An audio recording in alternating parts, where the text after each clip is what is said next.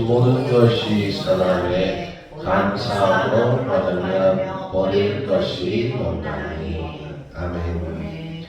기도하겠습니다. 하나님 아버지 감사합니다. 하나님, 우리에 있는 모든 것을 하나님 감사하게 하여 주시옵소서. 우리가 받은 모든 삶이, 하나님께서 주신 모든 삶이 하나님께로부터 시작된 줄 알고 감사하게 하여 주시옵소서. 내 것은 없고 오직 하나님 것임만 있는 줄 믿고 감사하게 하여 주시옵소서. 감사하며 우리 주 예수 그리스도의 이름으로 기도했습니다. 아멘. 할렐루야. 네, 오늘은 추수감사절입니다. 추수감사절은 추수한 것을, 그 말대로 추수한 것을 감사하는 날입니다. 할렐루야. 추수한 것을 많아서 감사하는 것이 아니라 추수한 날을 주심에 감사하는 겁니다. 사랑하는 성도 여러분, 매일 여러분의 삶이 추수감사절이 되길 진심으로 축원합니다. 추수감사절의 이야기는 잘 아실 것입니다. 영국의 신앙을 가진 사람들이 메인플라워 호를 타고 신대륙을 향해서 나아갑니다. 그들은 추위와 또한 배고픔으로 인해서 많이 죽기도 했고 쓰러지기도 했습니다. 그리고 도착했을 때 좋은 땅만 있었던 것이 아니라 거기에도 여전히 추웠고 또 인디안들의 공격도 있었습니다. 그래서 그들은 너무나 힘들었습니다. 그러나 그들은 하나님 앞에 자유로이 오롯이 하나님의 말씀으로 예배드릴 수 있는 그 기쁨이 있었기에 감사할 줄 알았다는 것입니다. 그리고 그들이 이제 배고픔을 이겨내야 되지 않습니까? 그래서 그 착한 인디안들이 그들에게 감자와 옥수수와 여러 가지 곡식을 주었다고 합니다. 그 곡식을 주었고 열심히 그들이 농사를 지었겠죠. 그런데 첫 해 그들이 심은 것보다 오히려 더 못한 양을 거뒀다고 합니다. 하나님의 나라를 위해서 길을 떠난 사람들에게 하나님이 복을 주셔야 되겠지만 그들에게 나타난 것은 오히려 마이너스 같은 삶이었습니다. 추위와 배고픔뿐이었고 핍박이 있었습니다. 그럼에도 불구하고 그들은 감사했습니다. 추수할 수 있는 날을 주심에 감사한 겁니다. 내가 지금 이 추수의 날에 하나님 앞에 감사할 수 있음을 감사하는 겁니다. 사랑하는 성도 여러분, 우리는 하나님 앞에 새로운 삶을 얻었습니다. 할렐루야. 신분이 바뀌었습니다. 그래서 하나님을 찬양할 수 있는 것이 이 세상에서 가장 큰 행복이고, 우리가 말하는 천국의 삶은 예배하는 삶인 줄 믿으시길 바랍니다.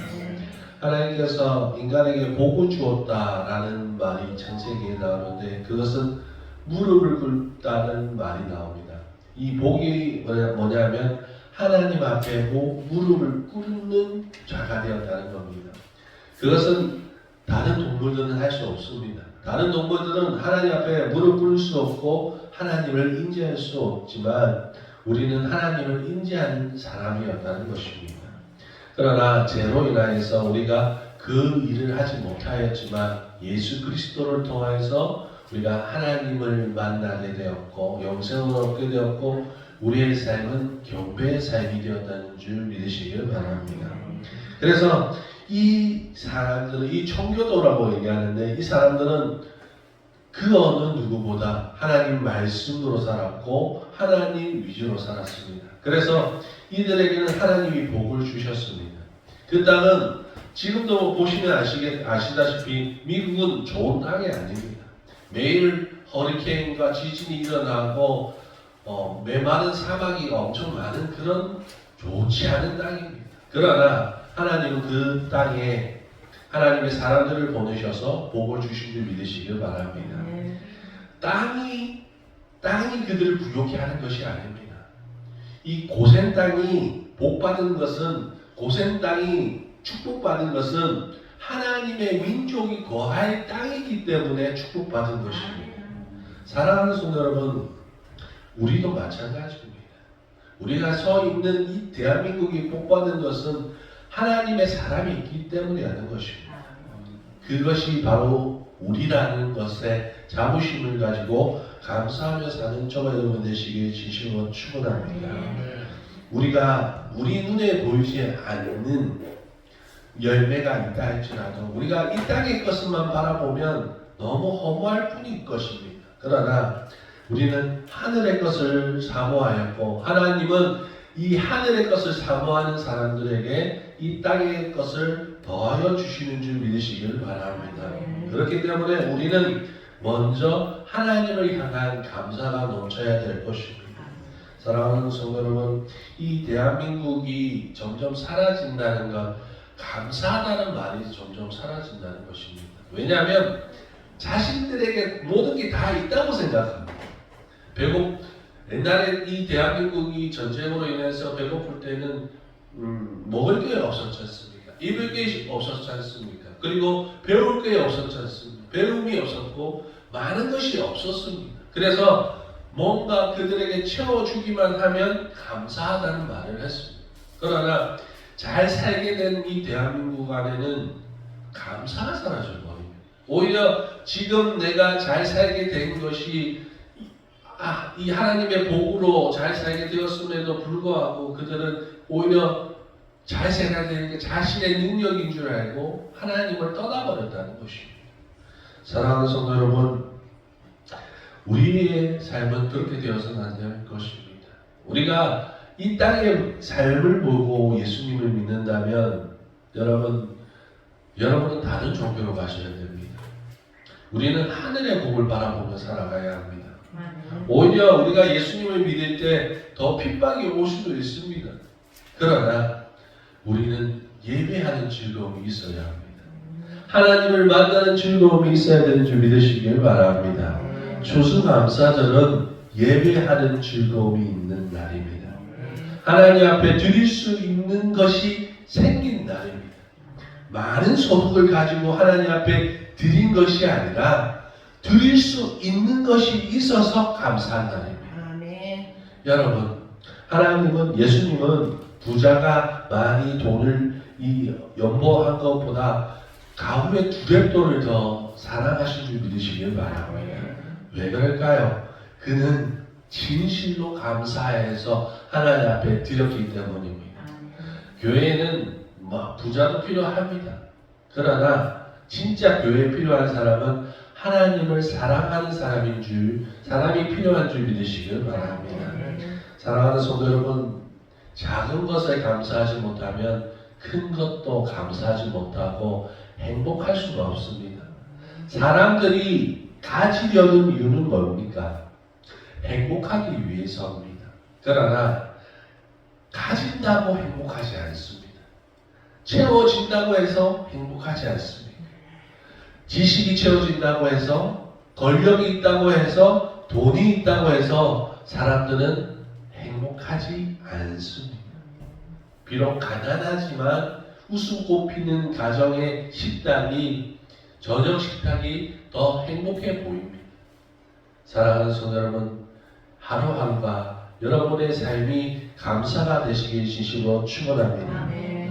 제가 여러 번 이 얘기를 했을 텐데, 제가 상근이었는데 예수님을 믿지 않을 때입니다. 믿지 않을 때인데 어느 그 교회 경로당에 플래카드가 적혀 있습니다.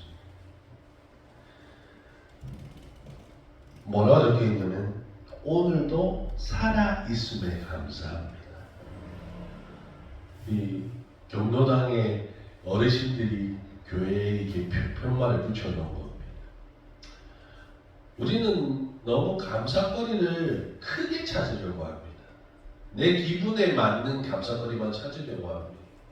그것이 아니라 둘러보면 내 주위에 있는 사람들을 보기만 해도 우리는 참 감사거리라고 생각해야 합니다. 할렐루야. 우리 옆 사람을 한번 쳐다보겠습니다. 옆 사람을 보면서 감사합니다. 감사합니다. 네. 때로는 이 부부간에도 부부가 참 싫을 때가 있습니다. 그러나 자세히 생각해 보면 부부밖에 남은 게 없는 겁니다. 그리고 부모 자식 간에도 특히 아들과 엄마 사이에서는 싸움이 많이 일어납니다. 그런데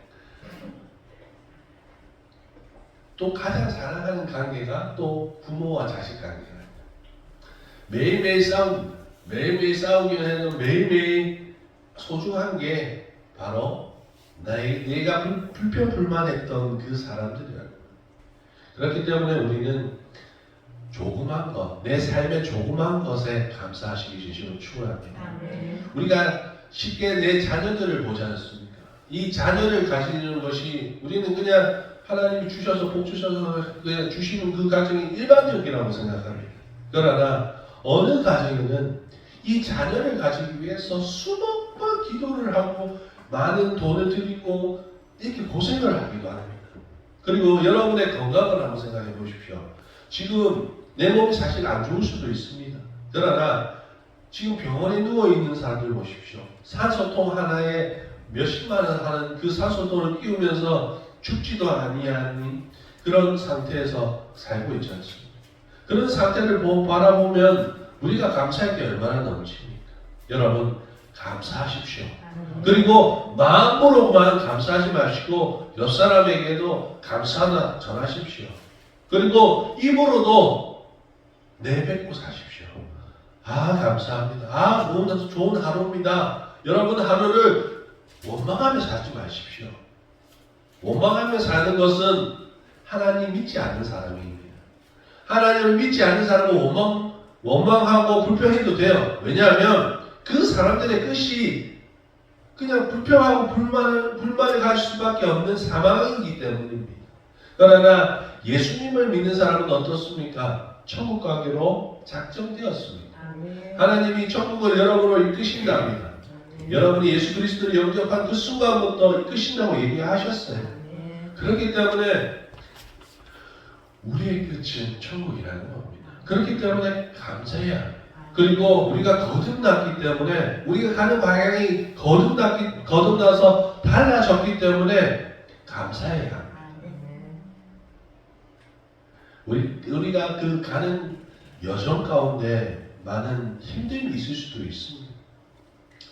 짜증나는 일도 있고 화나는 일도 있습니다.